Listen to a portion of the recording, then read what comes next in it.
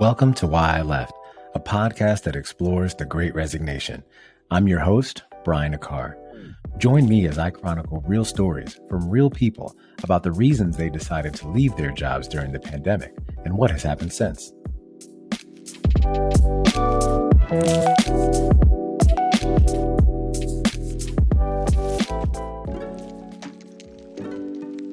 Hello, and thanks for tuning in to this episode of Why I Left. In today's episode, I chat with Todd Quinones. Todd is an experienced television anchor with over 28 years in the business who decided it was time for a change. While working as a reporter in Philadelphia, he was part of a team that was twice recognized with National Edward R. Murrow Awards for overall excellence. Now, he works with others to enhance their public speaking and presentation skills. Let's go check out his story. All right, welcome back. So our guest today is Todd Quinones. Todd was most recently an anchor at KTNV in Las Vegas, Nevada, where his news team won 2 regional Emmy Awards. Now he's the co-founder of HQ, a company helping professionals deliver their messaging with confidence and clarity. Now, from stepping on stage or in front of the camera, Todd and his team help master the skills of storytelling to optimize your opportunity. Now, I'm excited to have him share his story. So hi, Todd. How you doing today? Brian, I'm doing great, man. Thanks for having me. It's a pleasure to be here. Absolutely. And now we're going to discuss your exit during the pandemic. But prior to getting into that, tell us a little bit about, your upbringing and where you currently call home. Oh, I hail from northeastern Pennsylvania, a little section called the Pocono Mountains, for people who are familiar with that. Sort of born and raised in northeastern PA, and got my start in the TV world out there in a small little cable station called Blue Ridge Cable. Shout out to Blue Ridge Cable. And it was still in existence. And then I got my first kind of break in broadcasting, in real broadcasting, was in Bakersfield, California. I spent a couple of years out there as a reporter and fill-in anchor, and then jumped over to Philadelphia, where I was in Philadelphia for about 15 years before coming out to Las Vegas, where I was the morning and also then evening anchor for 7 years before I said, okay, no mas. It's time to move on. Exactly. And so what are some of the things that you've been passionate about when it comes to your career? To me, it was always questioning authority, right? And always having a curiosity. And those were the 2 things that I think were a driving force in my career. And it always kept me motivated. For the majority of my career, I was a reporter. So I would, go out there and interview candidates, mayors, governors. I love the politics because to me, that's obviously where the rubber meets the road, so to speak. And that was really kind of my passion. And that's what I really enjoyed doing. We mentioned earlier about how you've been in the media business for quite some time. And tell us a little bit about, for those who are unfamiliar with kind of what that is like. And you're on the morning side, you're on the evening side. Tell us about your experience, not only as an anchor, but as a reporter. And what is that lifestyle like? It's a grind, man. It's a grind. And I always say a shout out to anyone who's been in that business for more than a decade, whether you're on camera or behind it. I say, roughly speaking, just generically speaking, for almost, 28 years, I spent my life either going to bed at 2 a.m. or getting up at 2 a.m. So that alone gives you a sense of like, whoa, it's, for people who think it's glamorous. I got used to eating most of my meals in a news truck, on like an old map, that was the extent of the glamour in the TV news business. It's a hustle. You got to be passionate. You got to believe in what you're doing. You got to have a purpose beyond just, wanting to be on TV, which was never really my motivation at all. I kind of started in college actually thinking I was going to be a print journalist. And it just so happens I went home and got an internship, was looking at internships and looking at the local paper. That was for free. And then this cable station offered me not only an internship, but then also part-time work, a couple hours a week. And I was, a broke college kid. I needed beer money. I needed gas money. So I'm like, okay, I'll try this TV thing. And so anyway, just from my personal motivation, my motivation wasn't just to be on TV. My motivation was to just explore the world and and question some things that are out there, and that would be a great life. Yeah. And of the stories and reports that you've covered or incidents that you've covered, what has been some of the most memorable topics that you've had to address? Oh man. I mean, first of all, 9/11, being in Philadelphia and having so many people connected to that tragedy. That was like a day literally as I was 26 at the time or 27.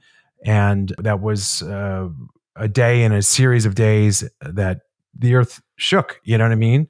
Almost quite literally. But really, I always say like my favorite story of all time is Miracle on the Hudson. Landing that plane on the Hudson and being there in New York and talking to survivors and passengers. I get chills, you know what I mean? And that is so cool. That's something that will stick with me for the rest of my life. Also, the Pope's visit. I was lucky enough to cover him when he was in Washington, D.C. and then to Philadelphia. And I remember during the homily on the long Benjamin Franklin Parkway, it's a long sort of parkway where the at the end of it is the art museum steps that Rocky, ran up, right? And so people can picture that in their mind and you look back at the city. So just imagine that entire stretch of road just covered wall to wall with people, hundreds of thousands of people. And I remember when the Pope delivered his homily and there was a moment of silence in prayer, and to be in that space of, I don't know, I forget the estimate, so bear with me, but I think it was like 200 to 400,000 people. And you could basically hear a pin drop, not a car, horn, nothing. And that was the silence was one of the most powerful moments I ever experienced as a reporter by far. Again, I got chills thinking about that. And quite frankly, I'm not the most religious guy in the world, but to be there in that moment and have that collective sort of solemn embrace of reflection and quiet was something I don't think I'll ever experience again. No, that's actually a great point. I remember when I lived in Italy for about a year. It was right when Pope John Paul passed, right? And so when that happened, I'm not Catholic, but I was just amazed by the massive humanity that was there and that eerie silence of respect. And so I can imagine what it was like for you. Only imagine what it was like for you in Philadelphia at that time, just having experienced something similar myself. Only it was obviously a day or a few days of mourning instead of prayer. Yeah, it's powerful, right? And then that's the first thing that I learned, like how powerful silence can be. Absolutely, absolutely. So I want to take you back a little bit. Obviously, so this show is about, the Great Resignation in its current form, right? And we can't talk about that without talking about the pandemic. So I want to take you back to March 2020, and COVID really, comes upon the world. And so talk a little bit about how the pandemic affected you. I mean, from the beginning, obviously as a human being, as a husband, as a dad, there's that reaction like, what's happening? How is this going to end? How are we going to get out? I remember going to the grocery store with masks and gloves and then wiping down groceries. There's a high level of concern, and the economy and all of that was a really difficult thing to go through, I think, for all of us. But professionally speaking, it was reinvigorating because I think, coming from like the 2016 election and how divisive that was, and how we see and we've seen it throughout the past decades, people just bashing the media. And I'm not one of these people who felt like, oh, the media is above criticism. I think good criticism, fair criticism should be always welcome. But obviously, it just got to the point where the media was getting blamed for things that was just ridiculous. And, the beginning of the pandemic, really people tuned in. People really wanted information. And so it felt like, wow, what a position of privilege to be here and help disseminate this information and also weed through all the nonsense that was out there. Because once again, you had all kinds of conspiracy theories and you name it. So it was really kind of reinvigorating my career to remember not that I am important, but I am part of a collective that had an important role to play at an enormous time in our country and in the world. Definitely. And what were some of the things that you started to do differently during the shutdowns? You know, I mean, just like everyone, spending time at home. That was really odd too, because broadcasting. You never thought in the world of TV news that you could broadcast from home, but eventually it got to the point where, myself and my co-anchor at the time, one of us would be in the studio, and the other would be at home because everyone had to be separated. And so that was also sort of the beginning of my exit, although I didn't know it at the time. But I was at home, reading, doing the news. I couldn't stand that part of it because you felt isolated, and news is about being connected and then helping connect that audience. And that was extraordinarily difficult to do when you just felt like you're in this silo and you're just kind of looking up and you just kind of have this small little space to operate in. So that was really it, just being home and seeing also these little conversations that my wife and my son were having, nothing major, but I just realized there's this whole other world right here under our roof, I should say, that I was not a part of. And that was sort of the beginning of like, wait, what's going on here? Yeah, no, definitely. And I would love for you to kind of expand on that a little bit and, talk to us around how the pandemic really started to now, knowing that you're not feeling a part of what was happening in your own home. How did that now then affect your relationship with your job? I started scrutinizing my job in a way that I never did before. It was always tough. Like I always said, it's always a grind. You always knew that you were sacrificing time, but it's one thing to be just smacked in the face with it. Like you didn't have a choice, right? It just hit you like, man, you're not here for a boring Tuesday dinner where, it was like homework and maybe watch a little TV and go to bed. I was like, man, that seems cool. I want to be here to reheat, leftovers on a Tuesday night and in a way that I never did before. And that got the wheels turning a little bit, honestly. And at first I just thought, obviously it's a phase. Everyone going through COVID, I always say, if you or your loved ones or close friends didn't get severely sick and those same people didn't, lose their income or livelihood, you were one of the lucky ones, as I was. But even if you were among the lucky ones, you went through something. And I still don't think it's really been defined. And maybe it won't be for another couple of years.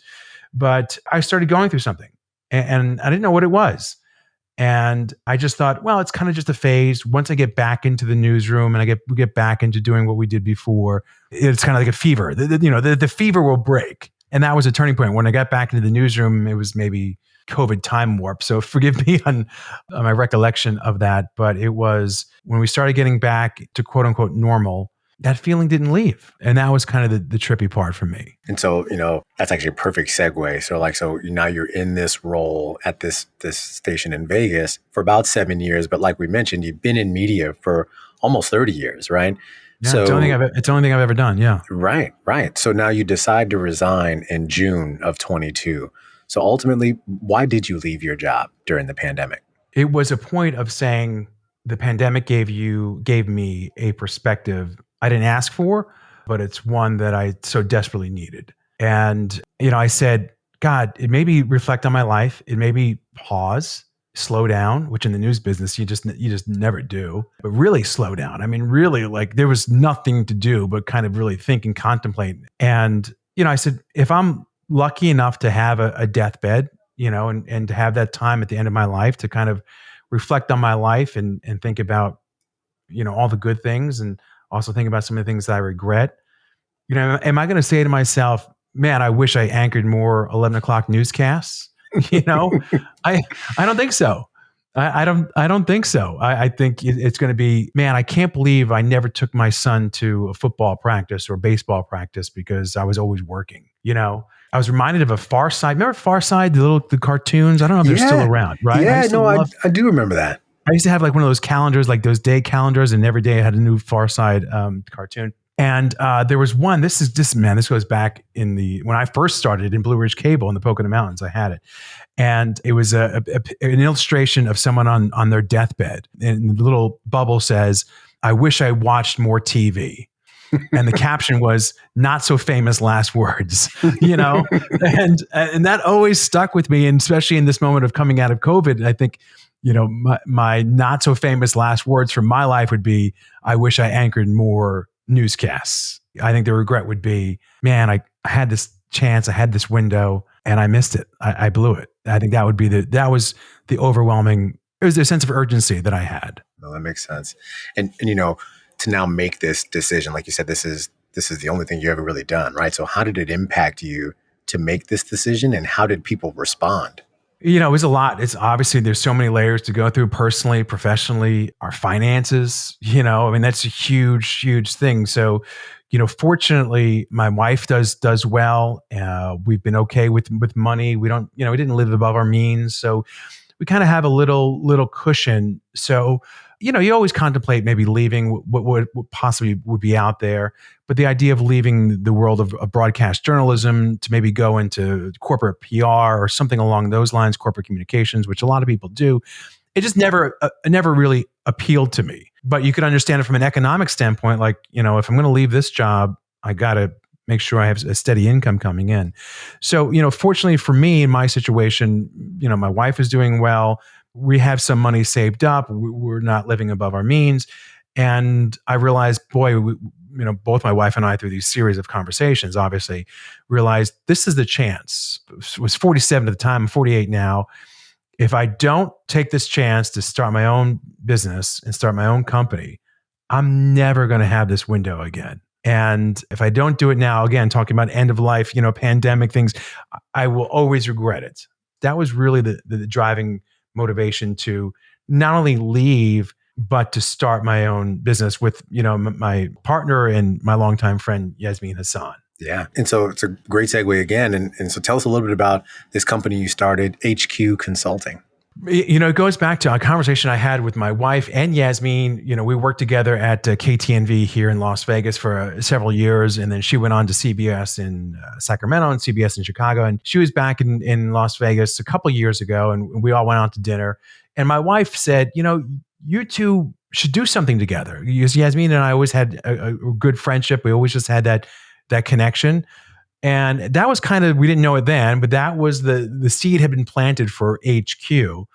Sort of fast forward, it was the summer of 2021, and Yasmin and I maintain our good friendship. And I'm having a conversation with her because, my wife and I have been talking about it. Now I'm starting to talk to other people within my close circle about, I think I'm done. I think I'm ready to leave TV news. I just don't know what to do. I don't really want to take another corporate job. I kind of want to get out of the, corporate world for just a little bit.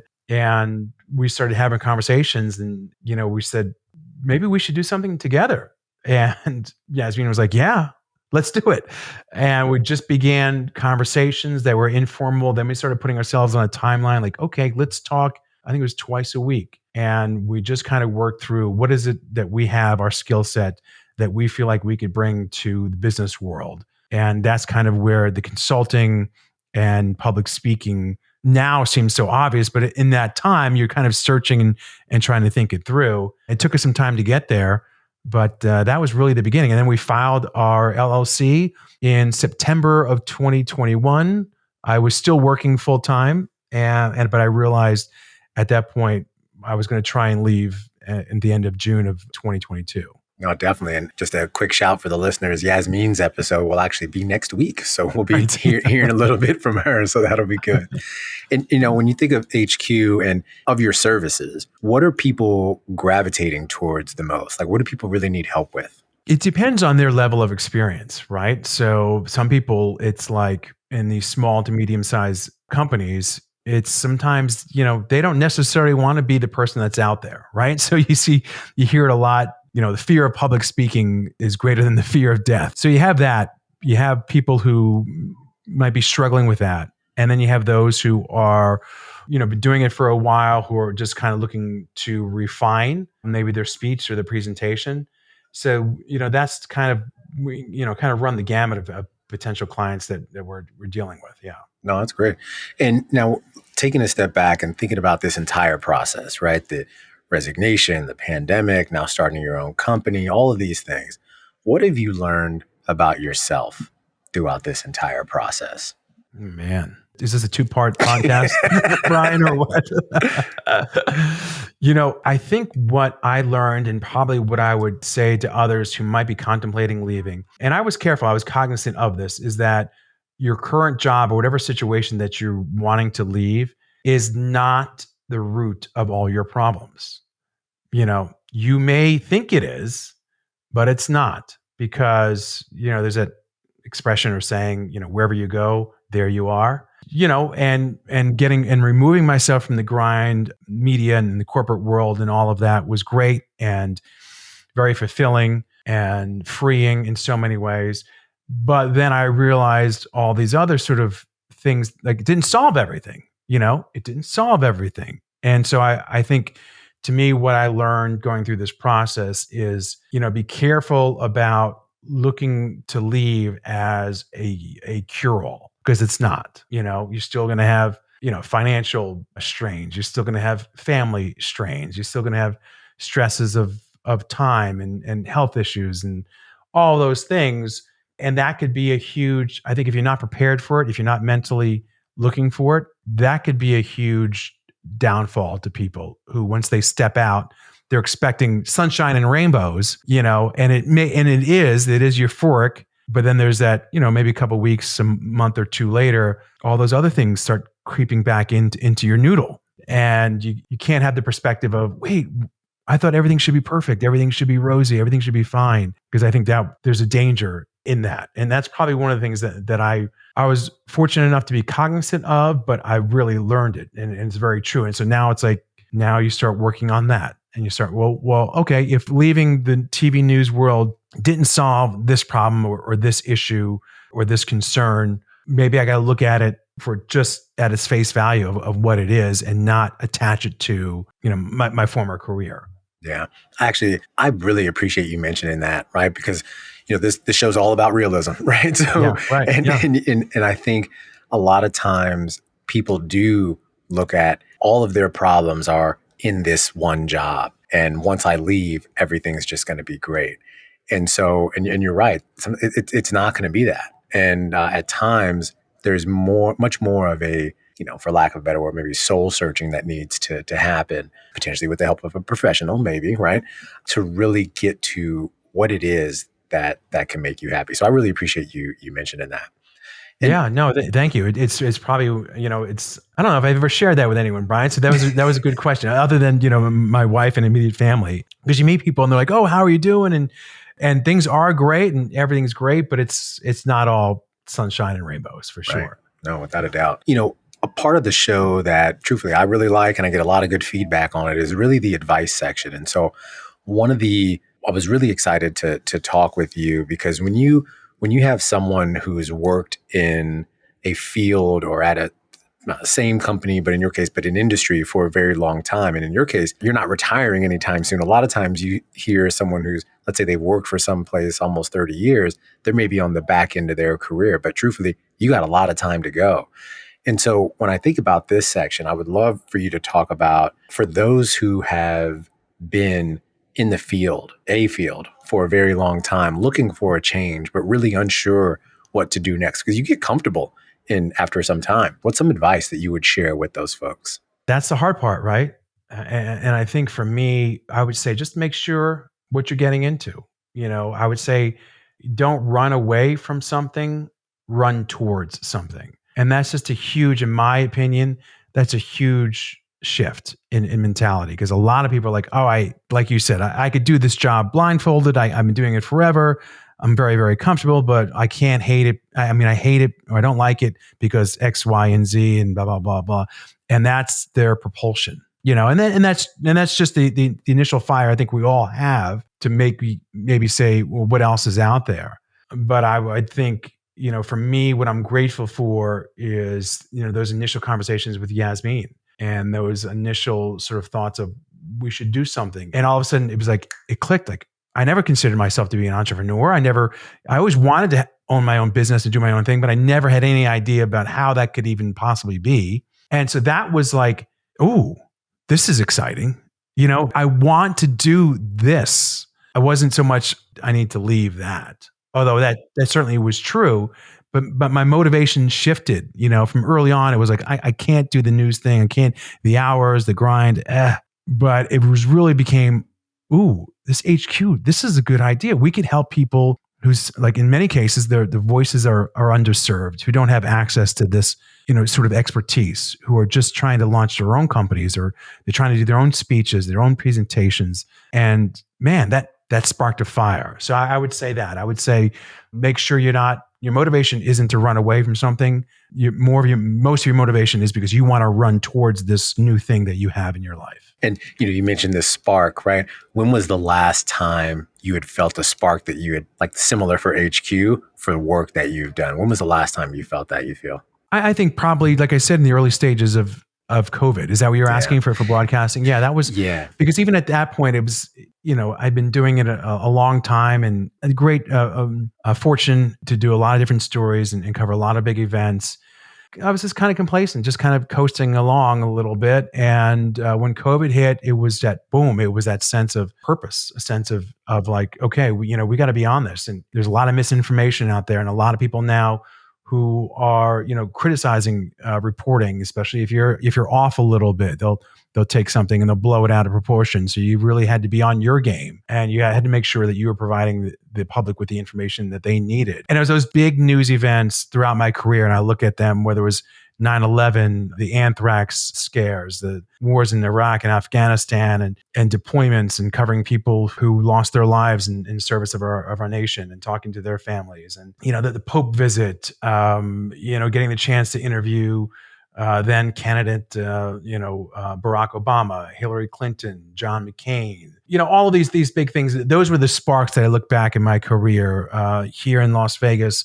The awful tragedy of 1 October, we refer to it as 1 October, but the Las Vegas mass shooting, and that sense of like being part of a community and realizing, you have a really serious job is to inform, but it's also to make sure we have a sense that we all belong. We're all kind of in this moment together. And COVID was certainly, one of those events, which was tragic. It was scary. It was all of those things, especially in the beginning.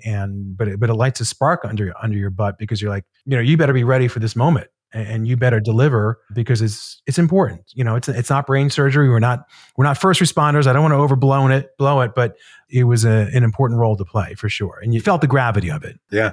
And so now, as you looking forward, what type of impact are you hoping to have in this next chapter of your professional life? Man, I would love it if, for us, we give voice, we give an opportunity to people who are underrepresented, people who don't have the chance to maybe speak a lot in public and have their voices heard. And they come back to us, and after working with us after a year or 2 or 3 or 5, whatever it is, and to say, man, because we worked with you guys, our company was able to do this. That to me is fulfilling. It's like, Yasmin and I no longer want to be kind of like the quote unquote, the stars, the people out in front. We want to help people who want to be out in front and propel them forward, and use all of our expertise and the skills that we've learned to help people do that. And to me, that's the greatest charge, because we do have the skill set and we know how to tell stories. Storytelling is storytelling, whether it's fictional, non-fictional, news, podcasting, there is a story to everything, and helping people convey their story in a way that's memorable, meaningful, and helps them seize upon that opportunity to propel themselves forward for whatever that means for them, whether it's socially, economically, whatever it is. That to me that's it. That's everything. No, that's awesome. Well, Todd, look, I want to thank you again for taking some time to speak today. And I actually have a surprise for you, right? So this is actually episode 50, right? 50. Episode 50. So you are my 50th guest on the show. So, I held that from you because I want, I wanted to just share the great news. I mean, I am so appreciative that you came on to share your story. I loved hearing about it. Would love for us to stay connected, and also would love for you to share where others can support you. Well, first of all, congratulations, Brian, man. That's a great accomplishment, because I know passion, the legwork that it takes to do a podcast and to keep it going, and to be at 50 is a great milestone, man. So congratulations. And I look forward to the next 50 and beyond for you, because it's a great idea. It's a great concept. And there's so many people out there right now who are in some kind of transition post-pandemic in a way that I've never seen before in my life. And we maybe perhaps won't see this ever again. And it's going to be so interesting to see if we ever sort of go back to more of the status quo, which I don't think we're going to.